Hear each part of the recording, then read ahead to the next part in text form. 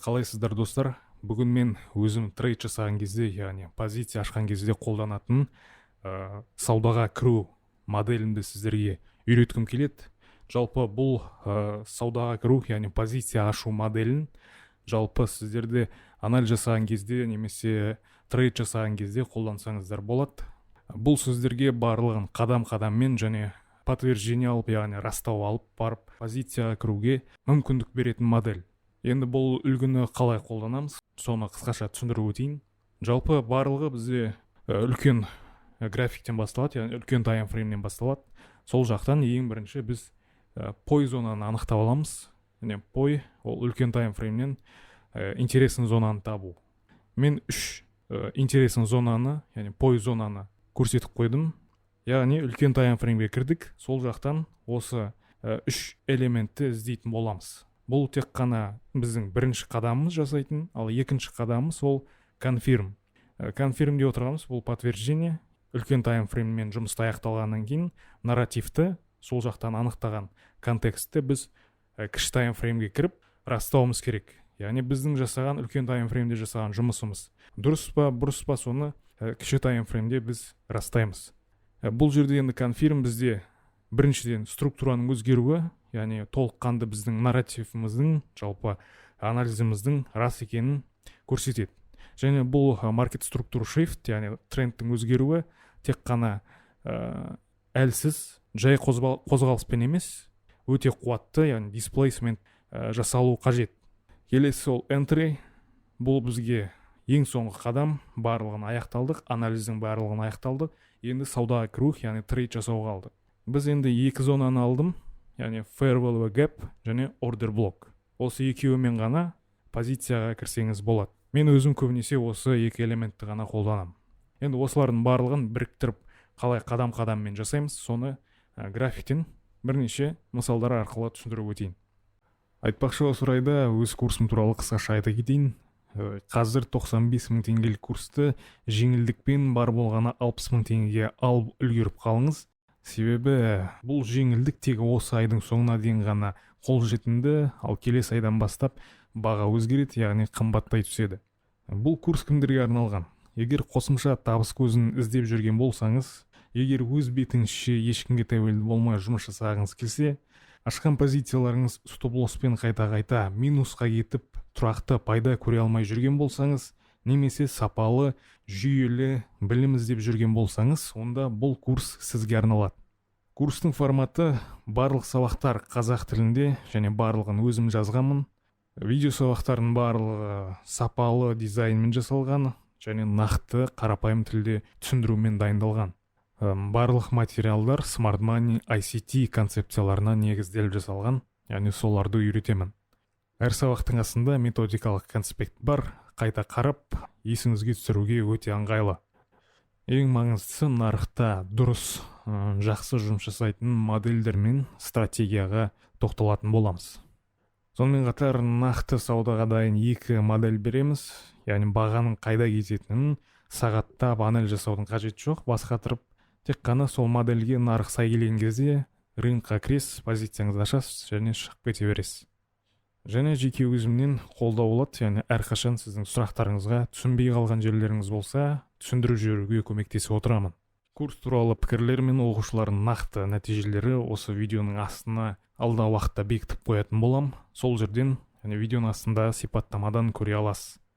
Ал егер курс сізге қызық болса, төменде менің жеке аккаунтым бар, соған жазыңыз, яғни Telegram аккаунтым, барлық сұрақтарыңызға жауап берем. Бірінші мысалымызда үлкен таймфреймдеміз қазір, және осы жақтан пой зонаны анықтаймыз. Бірінші пой зонамыз бұл liquidity gap, яғни осы.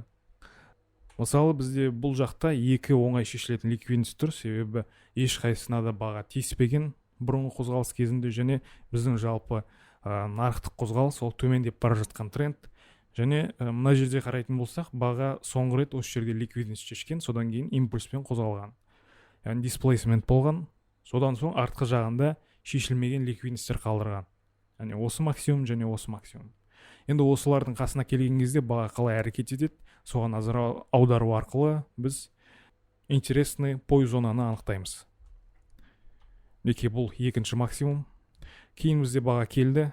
Бұл жерде енді тағы да бір манипуляциялық қозғалыс болып жатқанын көріп отырмыз. Осының алдында айтқан болатынмын.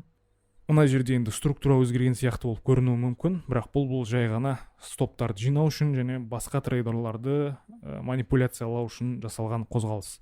Бұл жерде енді тағы да баға осы ликвидность шешкен күтеміз, себебі оның артқы жағында имбаланс қалып қойды. Ал имбаланс бағаға төмен кету үшін немесе жоғары кету үшін кедергі болатын аймақ. Мінекей осы имбаланстан баға реакция алып, мына жердегі ликвидностьтерге толығымен алған болатын. Ендігі біздің мақсатымыз ол пойзонаны анықтап алдық, және осы жерден өте жақсы реакцияны көрдік. Баға разворотный свечаны көріп тұрмыз, яғни сатушылар белсенді екен. Пойзонаны анықтап алдық, бізге конфирм керек, ол кіші таймфреймнен структураның өзгеруі, яғни дисплейсмент арқылы. Мінекей кіші таймфреймге кірдік, және бұл жақта баға дисплейсмент жасаған, яғни белсенді түрде төменге қарай кетіп, осы минимумды жаңартқан болады. Енді бізге подтверждение расталды, яғни үлкен таймфреймдегі контекстіміз, нарративіміз расталғаннан кейін бізге енді позицияға кіру қалды және мақсатты, яғни цельді анықтау қалды. Біздің позицияға кіруге дайын жеріміз бұл ордер блок, кейбіреулер бұны buy to sell зонасы деп те атап жатады.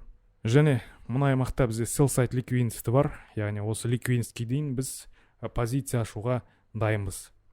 Әрі қарай лимитный ордерімізді осы ордер блокқа орнатамыз, және стоп-лоссымызды мына максимумға дейін орнататын болсақ, бізде тәуекеліміз өте көп болып кетуі мүмкін. Сондықтан осы имбаланстан асырып қойдым. Егер баға жоғары көтеріліп кететін болса, осы имбалансқа келіп тест жасап, ары қарай төмендейді деген оймен.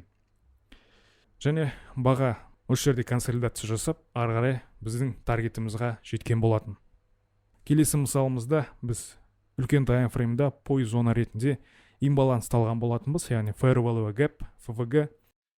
Енді мына жерде бізде баға жоғары көтеріліп, кейін төмен түскен дисплейсмент болған, өте белсенді қозғалыс, және баға өзінің артына имбаланс қалдырған. Бұл енді сыртқы ликвидностьтен ішкі ликвидностьке бағаның өту процесі деп айтсақ та болады. Мына жерде енді имбаланс бар, соны белгілеп аламыз, және осы зона біз үшін пой зона болады. Мінекей бізде пой зонаға баға келіп жетті, және тағы да бір разворотный свечаны көріп отырмыз. Яғни бұл жерде сатушылар жағында реакция өте күшті, сондықтан біз толығымен осы жаққа дейін шорт позиция қарауға мүмкіндігіміз бар. Енді бізге керек нәрсе ол екінші қадам, бұл конфирм іздеу, яғни кіші таймфреймге кіріп, структура өзгерді ме, өзгермеді ме, соны тексеруіміз керек. Мінекей кіші таймфреймге кірдік, бұл жақта баға өте жақсы қозғалыс жасаған, яғни дисплейсмент болған. Ендігі керек нәрсе бізде структура осы жерде өзгерген екен. Әрі қарай нарративті анықтадық және оны растадық. Әрі қарай енді бізге керек нәрсе ол позицияға кіру. Позицияға кіруіміз үшін бізге тағы да бір интересный зонаны анықтау керек. Бұл аймақта енді бізде ордер блокта бар, имбаланс та бар, бірақ осы жолы біз имбалансты қолданамын деп шештім. Және мақсатты зона ретінде, яғни цель ретінде осы sell side ликвидностьін алған болатынмын. Мына жерде компрессия жиналып қалған. Бұл аймаққа баға өте оңай жетеді деген оймен. Әрі қарай осы имбаланстан позициямызды орналастырамыз, яғни лимитный ордер осы жерге қойылды, стоп-лосс осы максимум орналастырылды. Әрі қарай таргетімізді sell side ликвидностьіне қойып, бағаның отработкасын күтеміз. Мінекей баға басында консолидация мен жүрген болатын, бірақ кейінірек өте белсенді қозғалыспен осы жердегі компрессияны шешкен болатын. Келесі үшінші мысалымыз, бұл жақта пой зона ретінде мен ордер блокты алған болатынмын. Бірінші қадамымыз бұл ордер блокты анықтап алдық. Енді осыған келіп бағаның жаңағыдай реакциясын көруіміз керек. Бұл жерде енді бағаның өте қатты реакциясын көріп жатқан жоқ. Біз төменге қарай, сол үшін бізге кіші таймфреймге өту керек. Енді екінші қадамымыз бұл конфирм алу, яғни подтверждение. Кіші таймфреймге кірдік. Бұл жақта баға толығымен структурасын өзгерткен және дисплейсментті көріп отырмыз, өте қуатты, арт жағында өзінің имбаланстар қалдырған. Енді келесі үшінші қадамымыз бұл позицияға кіру.